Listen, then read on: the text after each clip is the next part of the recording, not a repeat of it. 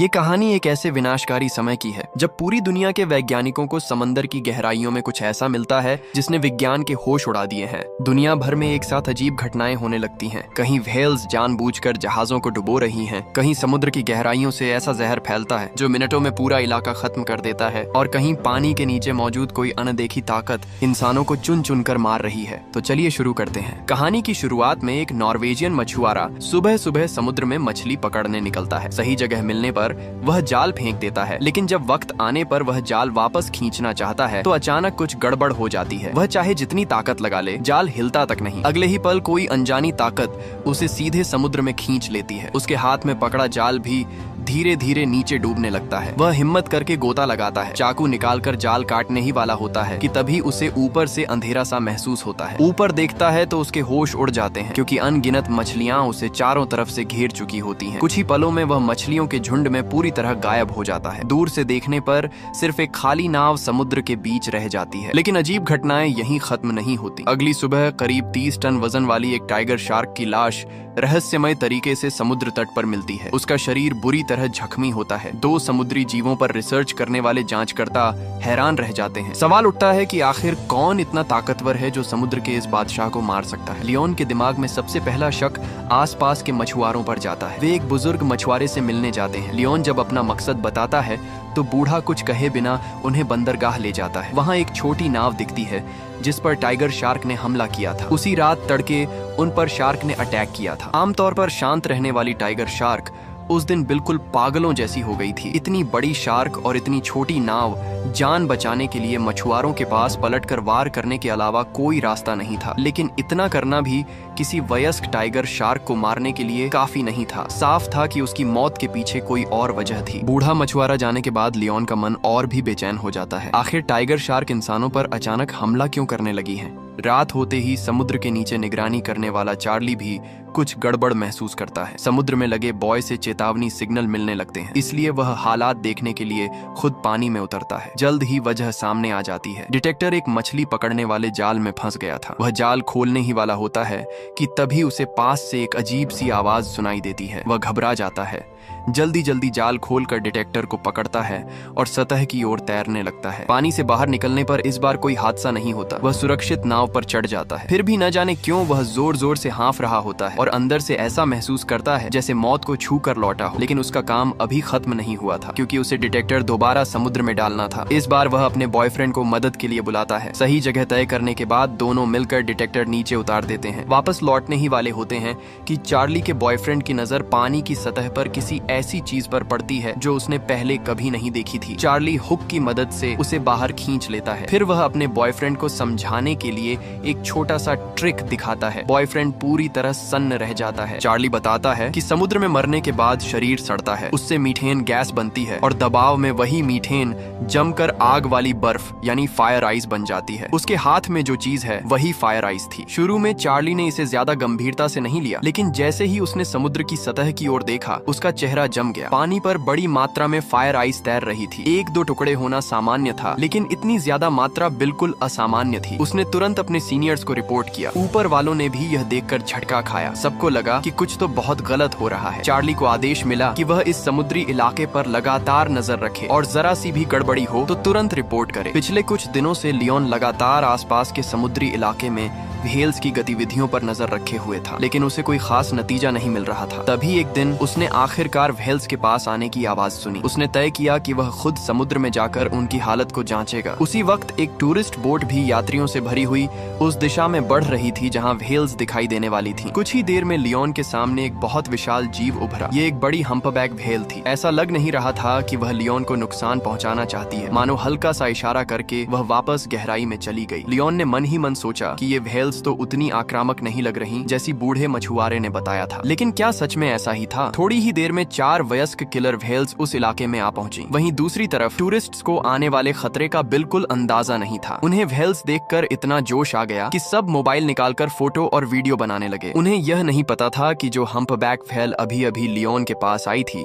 वही अब उनकी तरफ बढ़ रही थी। अगले ही पल वह व्हेल पूरी ताकत से टूरिस्ट बोट पर जा गिरी। नाव 2 टुकड़ों में टूट गई और सारे यात्री समुद्र में जा गिरे। चारों तरफ अफरा तफरी मच गई। लियोन मौके पर पहुंचा ही था कि किलर व्हेल्स भी वहां पहुंच चुकी थी। कुछ लोग किसी तरह बच गए, लेकिन कई लोग किलर व्हेल्स का शिकार बन गए। इन्हीं में लियोन की सबसे अच्छी दोस्त लिसा भी थी। अब सवाल उठता है, किलर व्हेल्स और हम्पबैक व्हेल्स इंसानों पर हमला क्यों कर रही हैं? क्या इसकी वजह समुद्र में छोड़ा गया न्यूक्लियर वेस्ट है जिसने उन्हें भड़का दिया, या फिर इसके पीछे कोई और कहीं ज्यादा गहरी वजह है? उधर एक मिशेलिन स्टार शेफ रसोई में रखे लॉबस्टर को काटने ही वाला था कि अचानक उसके हाथ रुक गए। उसने देखा कि लॉबस्टर के शरीर से रुई जैसी सफेद तरल चीज निकल रही थी। इतने सालों के करियर में उसने ऐसा पहले कभी नहीं देखा था। वह उसे ध्यान से देखने ही वाला था कि अचानक और भी ज्यादा सफेद तरल बाहर निकल आया। शेफ गुस्से में आकर अपने सहायक को लॉबस्टर हटाने और सफाई करने का आदेश देता है। वह लॉबस्टर को उठाकर पास खड़ी एक महिला कट्टर को देता है और खुद सफेद तरल को साफ करवाने लगता है। महिला कट्टर लॉबस्टर को ग्राइंडर में डाल देती है,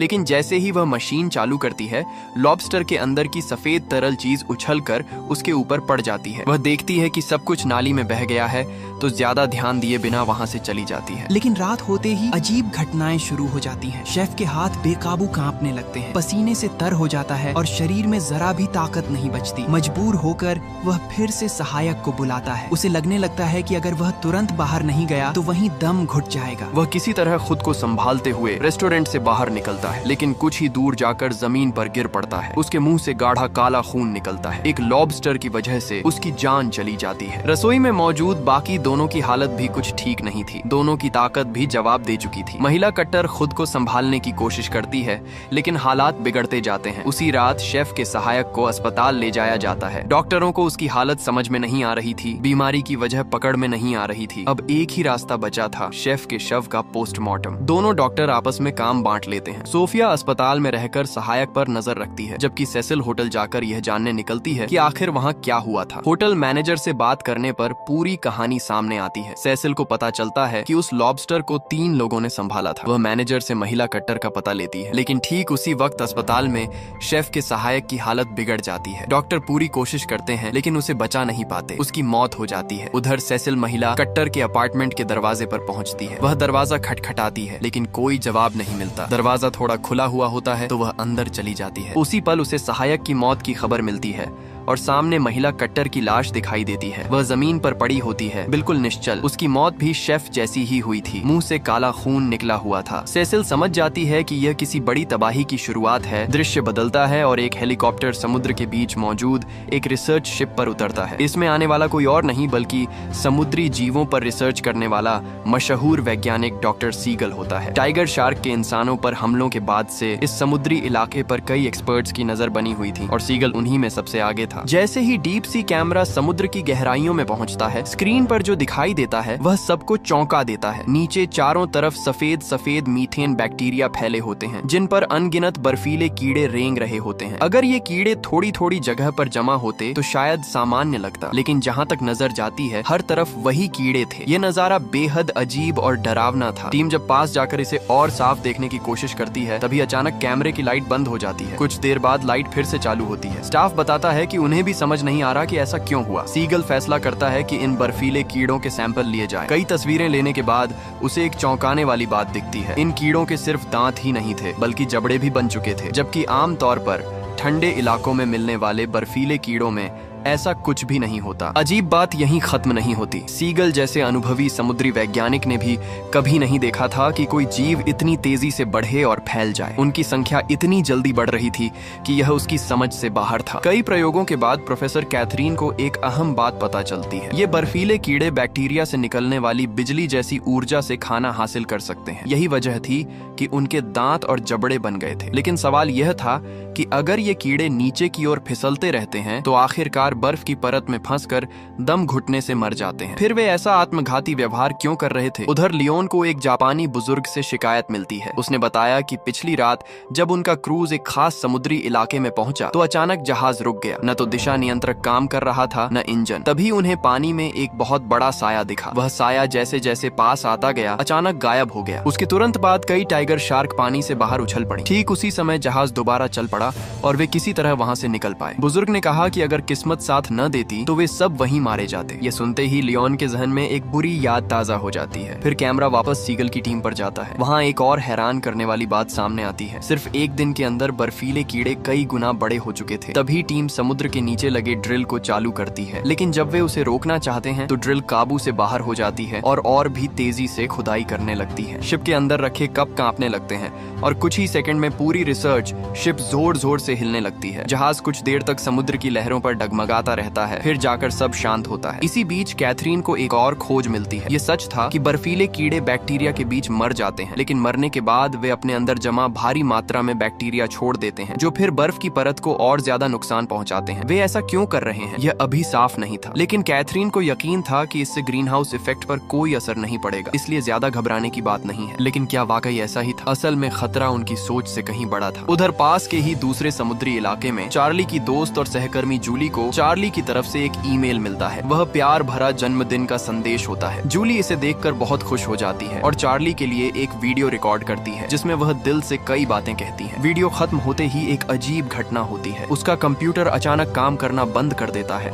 और डेस्कटॉप पर बना पेंगुइन हिलने लगता है। अगले ही पल उसे पीछे रखे सिस्टम से जोरदार आवाज सुनाई देती है। वह जहाज के नीचे का सोनार सिग्नल था। वह अभी समझ ही रही होती है कि हो क्या रहा है। तभी पूरा जहाज जोर से हिलने लगता है। हाँ, वह उसका जन्मदिन था, लेकिन वही उसका आखिरी दिन भी बन जाता है। एक मेडिकल एक्सपर्ट अपनी उंगली काटती है और खून की एक बूंद कांच के बर्तन में गिराती है। जैसे ही माइक्रोस्कोप की तस्वीर स्क्रीन पर आती है, वह सन्न रह जाती है। उसे साफ दिखता है कि उसका खून महिला कट्टर के खून से बहुत तेजी से नष्ट हो रहा है। तभी सेसिल को समझ आ जाता है कि शेफ और बाकी लोगों की मौत इसी रहस्यमयी बैक्टीरिया की वजह से हुई है। ये ऐसा बैक्टीरिया है जो खून के संपर्क में आते ही जहर पैदा करता है। आमतौर पर हमारे खून में ऐसे सेल होते हैं जो इस तरह के बैक्टीरिया को खत्म कर देते हैं, लेकिन इस बार हालात बिल्कुल अलग थे। ये बैक्टीरिया नंगी आंखों से दिखने वाली रफ्तार से खून को खराब कर रहा था। दूसरे शब्दों में कहें तो यह बैक्टीरिया म्यूटेट हो चुका था और शायद एक नया बेहद खतरनाक स्ट्रेन बन गया था। यह सुनते ही सोफिया का चेहरा उतर जाता है, क्योंकि अब तक कई लोग संक्रमित हो चुके थे, लेकिन असली हालात इससे भी बदतर थे। एक लोकल कार वॉश में एक हंसमुख नौजवान कार धोते वक्त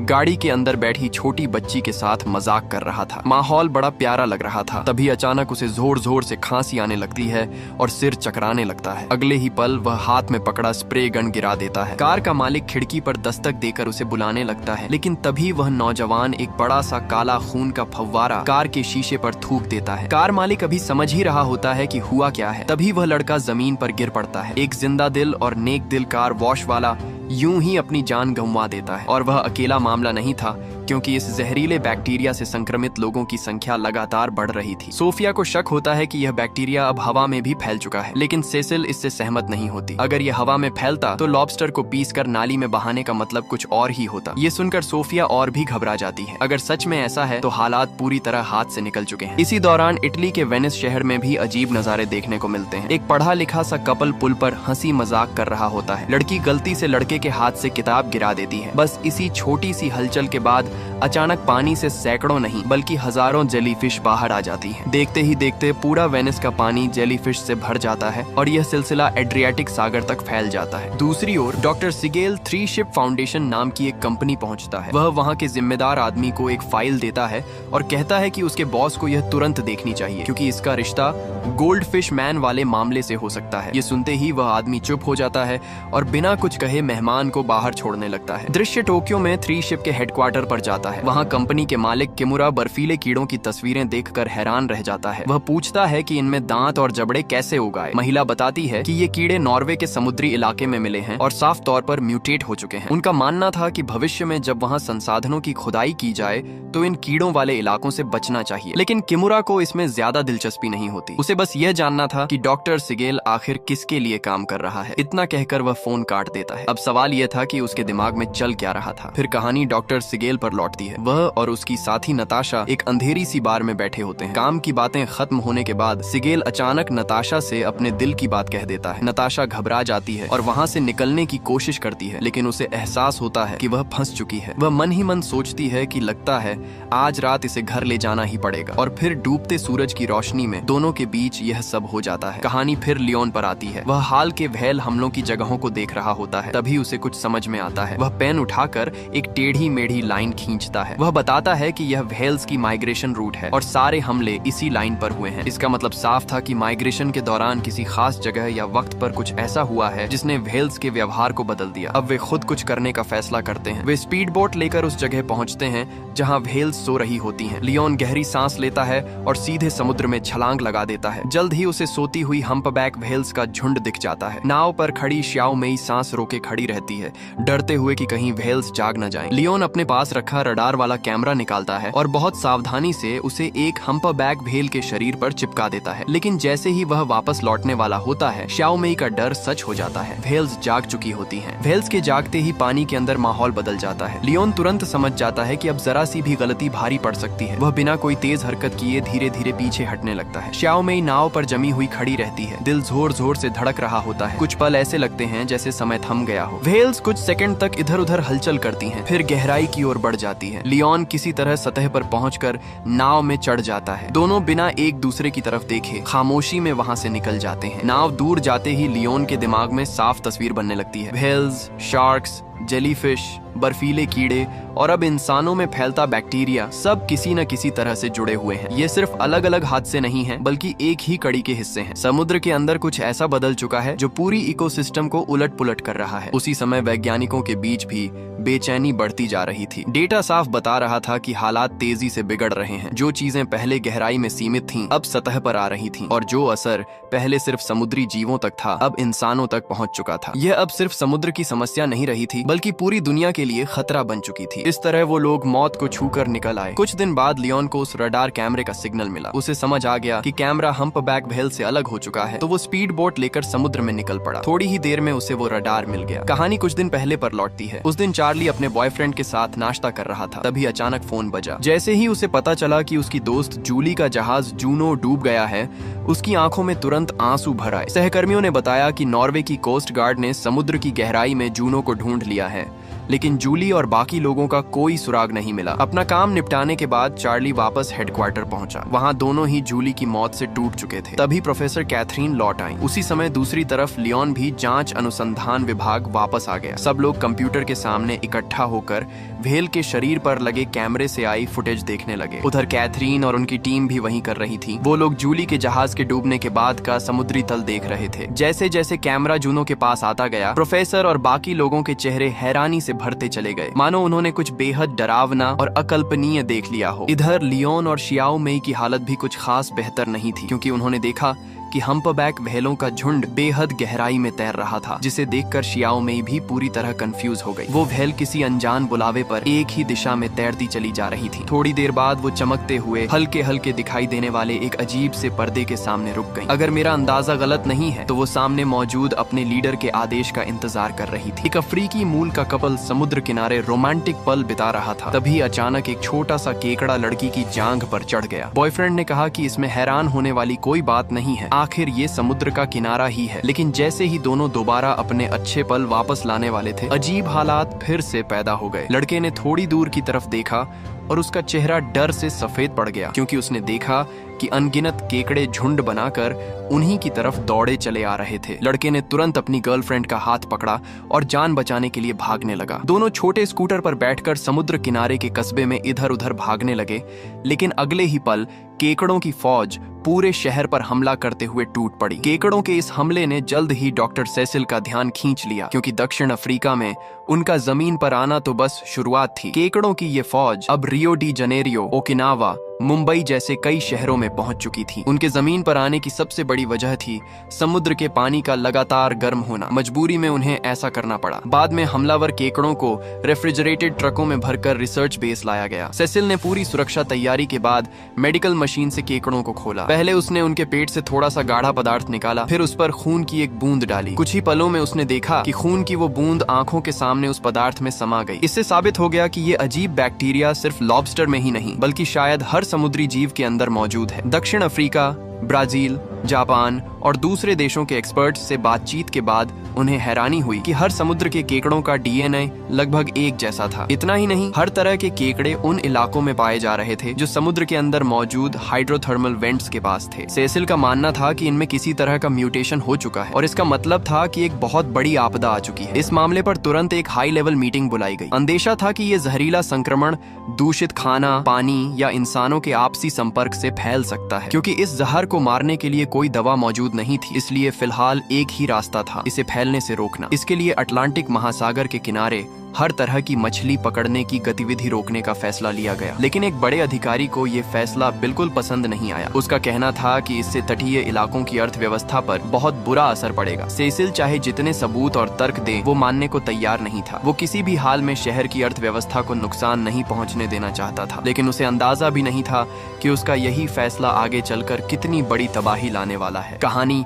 अब समुद्री जांच अनुसंधान केंद्र पर आती है। लियोन व्हेलों के झुंड के सामने दिख रहे उस अजीब चमकते प्रकाश को देखकर बिल्कुल समझ नहीं पा रहा था, क्योंकि उसके समुद्र संबंधी ज्ञान के हिसाब से समुद्र में ऐसा कोई भी जैविक प्रकाश स्रोत मौजूद नहीं है जो इससे मेल खाता हो। ऊपर से वो जबरदस्त दहाड़ जैसी आवाज, जिसने सबको और ज्यादा उलझन में डाल दिया। आवाज सुनने में हम्पैक व्हेल जैसी लगती थी, लेकिन ध्यान से सुनने पर साफ था कि वो उनकी आवाज नहीं थी। उसी वक्त लैब में लिसा को भी एक नई खोज मिली। उसका मानना था कि शायद उसने एक बिल्कुल नई प्रजाति खोज ली है। ये उपकरण उन्हें सांचुआन कंपनी के अधीन एक पोर्ट से मिला था, लेकिन सैंपल कम होने की वजह से वो अभी कोई पक्का निष्कर्ष नहीं निकाल पा रही थी। अगर सांचुआन कंपनी का एक और ऐसा ही सैंपल मिल जाए तभी बात साफ हो सकती थी। फैसला होते ही उसी रात लियोन अंधेरे का फायदा उठाकर चुपचाप सांचुआन के पोर्ट में घुस गया। सोचा तो उसने बहुत कुछ था, लेकिन हकीकत बिल्कुल उलट ही निकली। कुछ कदम भी नहीं चला था कि ड्यूटी पर मौजूद सिक्योरिटी गार्ड से सीधा टकरा गया। थोड़ी ही देर में कई गार्ड्स ने उसे जमीन पर दबोच लिया। मैनेजर ने साफ कह दिया कि अगर वो मुकदमे से बचना चाहता है तो उसे अपने आने का मकसद बताना ही होगा। मजबूरी में लियोन ने सांचुआन फाउंडेशन के दाबिन और ताइफेंग को सब सच बता दिया। जब उन्हें पता चला कि ये नया उपकरण जापान के समुद्री इलाके से आया है तो दोनों ने एक दूसरे को देखा। इसके बाद दाबिन ने कहा कि वो पूरा सहयोग कर सकते हैं, लेकिन शर्त ये है कि लियोन के पास इस खोज से जुड़ी जितनी भी जानकारी है वो सब उन्हें बतानी होगी। दाबिन ने भरोसा दिलाया कि उन्हें पूरी मदद दी जाएगी। जल्द ही उन्होंने ये बात माकिमुरा के सीईओ को बता दी। इस समय तेजी से बढ़ने वाले और दांतों वाले आइसवर्म पहले ही उनकी परेशानी बने हुए थे और अब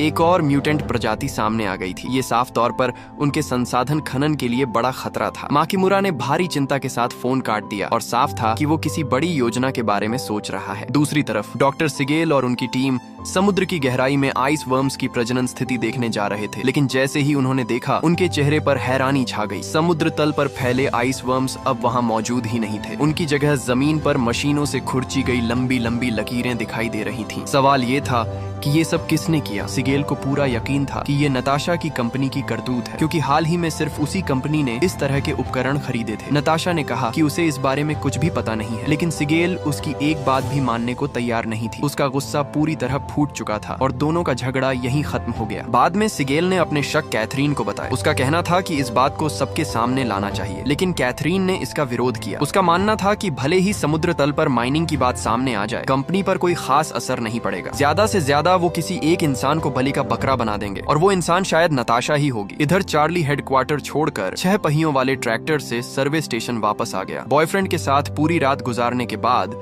सुबह उसका बॉयफ्रेंड काम पर निकल गया। जैसे ही चार्ली ने कंप्यूटर खोला और अनरीड ईमेल देखने लगा, वो अचानक चौंक गया क्योंकि उसे जूली की आवाज सुनाई दी। वो जूली का आखिरी ईमेल था जो उसने मरने से ठीक पहले भेजा था। आखिर में जूली की आई मिस यू सुनकर चार्ली टूट सा गया, लेकिन जब वो इस वीडियो को बार बार देखने लगा तो उसे जूली के पीछे खिड़की के बाहर एक हल्की सी अजीब रोशनी दिखाई दी। एक समुद्री सर्वे जहाज बहुत ही अजीब अंदाज में तेजी से गहरे समुद्र में डूबता चला गया। अपने दोस्त को खोने का गम चार्ली सह नहीं पा रहा था, लेकिन उसी दौरान उसे एक बहुत बड़ा सुराग मिला, क्योंकि उसे खिड़की के बाहर दिख रही वो रोशनी बेहद अजीब लगी। और अजीब बातें यहीं खत्म नहीं हुई। उसने पहले सर्वे जहाज के डूबने के बाद रिकॉर्ड की गई ऑडियो क्लिप चलाई, फिर जूली के ईमेल की उस ऑडियो को चलाया जिसमें इंटरफेरेंस था। कई बार तुलना करने के बाद वो हैरान रह गया, क्योंकि दोनों ऑडियो की वेव बिल्कुल एक जैसी थी। उसे कुछ समझ आने जाने लगा तो उसने तुरंत अपनी ये खोज कैथरीन और डॉक्टर सिगेल को बता दी। जूना जहाज के डूबने से पहले जूली के आसपास अजीब रोशनियां और लगातार रहस्यमयी आवाजें थीं, और ये आवाजें जहाज के डूबने के बाद वाली रिकॉर्डिंग से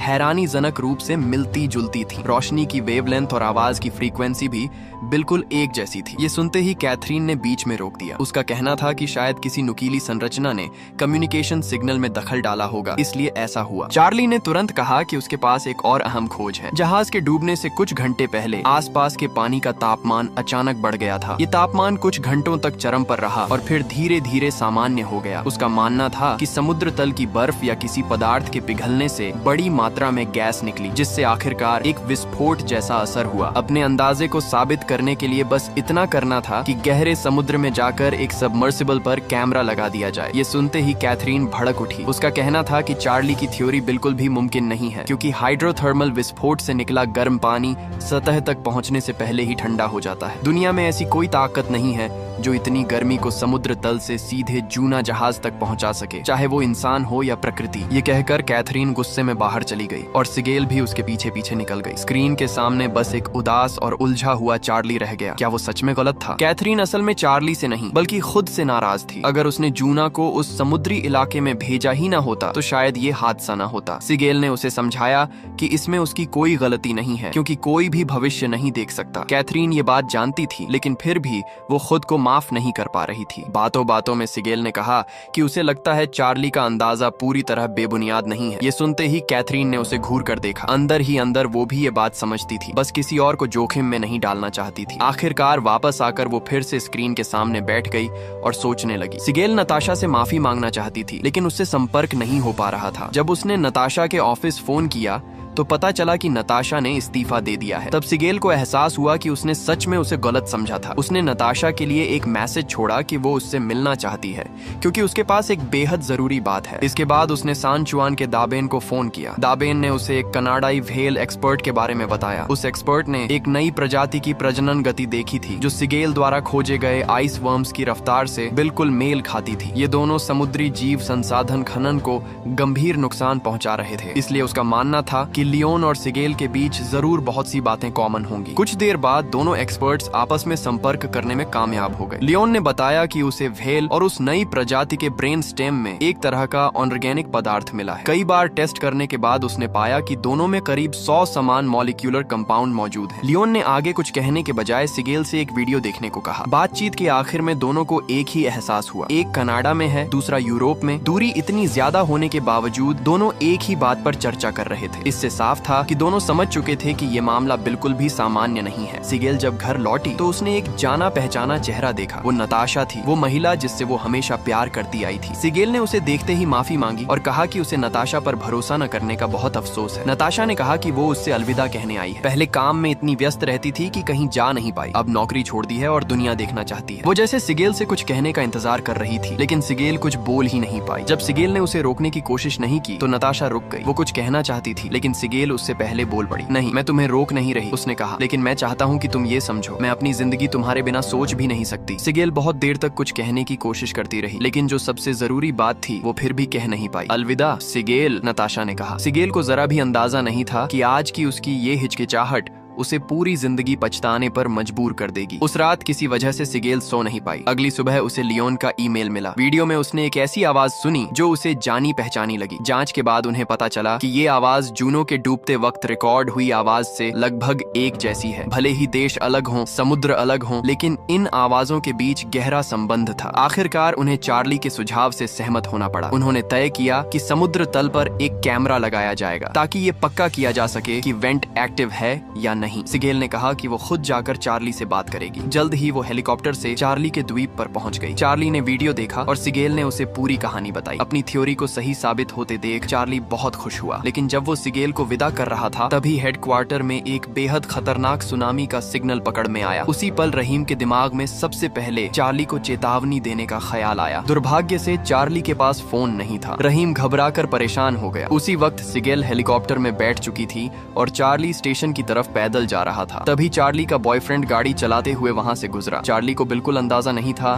कि ये उसके बॉयफ्रेंड के साथ आखिरी मुलाकात होने वाली है। इधर सिगेल ने फोन उठाया। दूसरी तरफ कैथरीन की घबराई हुई आवाज थी। ये सुनते ही सिगेल के होश उड़ गए। उसी समय नताशा समुद्र किनारे एक रेस्टोरेंट में पहुंची। उसने कहा कि वो अपने बॉयफ्रेंड से अकेले में बात करना चाहती है। अगर मेरा अंदाजा सही है तो वो उससे ब्रेकअप करने आई थी, लेकिन बॉयफ्रेंड ने उससे कहा कि थोड़ी देर इंतजार करे। नताशा समुद्र किनारे चली गई और हवा महसूस करने लगी। उधर चार्ली अभी भी मुस्कुरा रहा था, लेकिन अगले ही पल उसका चेहरा बदल गया। वो अपने बॉयफ्रेंड की गाड़ी को रोकना चाहती थी, मगर उसकी आवाज वहां तक पहुंची ही नहीं। घबराकर वो पूरी ताकत से उसके पीछे दौड़ पड़ी। ये औरत समुद्र के किनारे खड़ी धूप सेंक रही होती है, लेकिन अगले ही पल उसके सिर के ऊपर अचानक समुद्री चीलों का एक बड़ा झुंड मंडराने लगता है। ऐसा लगता है जैसे उन्हें कोई अनदेखा सिग्नल मिल गया हो, क्योंकि वे सब एक साथ बहुत तेजी से उस इलाके को छोड़कर भागने लगती हैं। नताशा को जैसे ही होश आता है, वह सामने फैले समुद्र की तरफ देखती है और उसी पल उसे एक बहुत बड़े खतरे की आहट महसूस होती है। बिना एक सेकंड गंवाए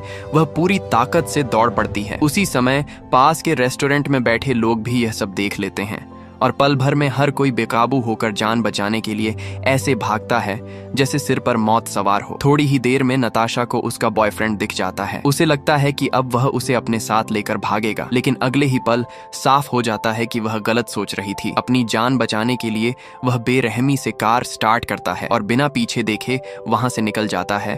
उसे अपनी गर्लफ्रेंड की जरा भी परवाह नहीं होती। नताशा तेज तूफानी हवा के बीच किसी तरह अपनी कार की तरफ भागती है, लेकिन तब तक बहुत देर हो चुकी होती है। घबराहट में वह फोन निकालकर सिगेल को कॉल करती है, लेकिन उसी वक्त सिगेल दूसरी तरफ चार्ली की जान बचाने में लगा होता है। ऐसी तबाही के सामने कोई भी कुछ नहीं कर सकता था। अब बस एक ही रास्ता था, जितनी जल्दी हो सके वहां से निकल जाना, वरना दोनों की मौत तय थी। सिगेल का फोन नहीं उठता और नताशा पूरी तरह टूट जाती है। मजबूर होकर वह सिगेल के लिए एक वॉइस मैसेज छोड़ देती है। जैसे ही उसकी आवाज खत्म होती है, करीब 10 मीटर ऊंची एक विशाल लहर उसकी तरफ टूट पड़ती है। उधर उसी समय सिगेल और चार्ली हेलीकॉप्टर में बैठ चुके होते हैं। जैसे ही लहर उन्हें निगलने ही वाली होती है, हेलीकॉप्टर वक्त रहते हवा में उठ जाता है। बस एक पल में ही सुनामी सब कुछ तबाह कर देती है। घर लौटने के बाद सिगेल बार बार नताशा का वॉइस मैसेज सुनती है। उसके चेहरे पर कोई भाव नहीं होता। ऐसा नहीं कि उसे दुख नहीं है, बल्कि उसका दिल पूरी तरह टूट चुका होता है। इधर चार्ली भी अपने बॉयफ्रेंड को खोने के बाद उसी दर्द से गुजर रही होती है। कुछ ही समय बाद मेडिकल एक्सपर्ट सेसिल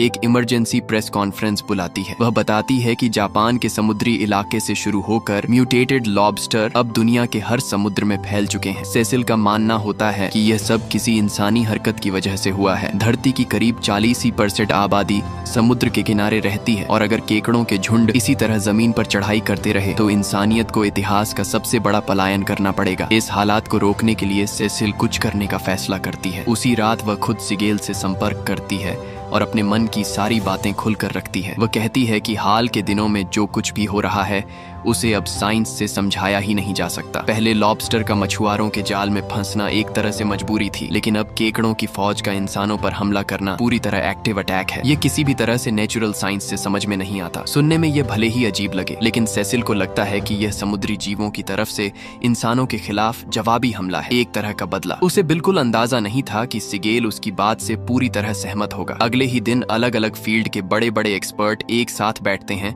और सारी घटनाओं को जोड़कर देखते हैं। इंसानों पर हमला करते व्हेल, दांतों वाले बर्फीले कीड़े, म्यूटेटेड ईल्स और बैक्टीरिया से भरे केकड़ों के झुंड। आखिरकार सब इस नतीजे पर पहुंचते हैं कि समुद्र की गहराई में जरूर कोई बेहद हाई इंटेलिजेंस म्यूटेटेड जीव मौजूद है जो सारे समुद्री जीवों के दिमाग को कंट्रोल कर रहा है और दुनिया का नया सिस्टम बनाना चाहता है। कुछ लोग तो यहाँ तक कहते हैं कि यह किसी एलियन इंटेलिजेंस का भी मामला हो सकता है। काफी सोच विचार के बाद फैसला होता है कि उन्हें गहरे समुद्र में जाकर सच्चाई का पता लगाना होगा, लेकिन इसके लिए बहुत ज्यादा पैसे और संसाधनों की जरूरत थी। Siegel world ocean research organisation से परमिशन मांगता है, लेकिन जवाब वही आता है जिसकी उम्मीद थी। उन्हें लगता है कि सिगेल का दिमाग खराब हो गया है। तभी 3 शिप्स कंपनी के मालिक किमुरा उन्हें एक मौका देता है। भले ही सिगेल रिसर्च ऑर्गेनाइजेशन को नहीं मना पाया, लेकिन वह किमुरा को जरूर मना लेता है। किमुरा कहता है कि उसने इस ग्रह से बहुत कुछ लिया है, अब वह उसे कुछ लौटाना चाहता है और समुद्र और धरती को हुए नुकसान की भरपाई करना चाहता है। हालांकि उसकी बातों के पीछे उसका अपना फायदा भी था, क्योंकि अगर सच सामने नहीं आया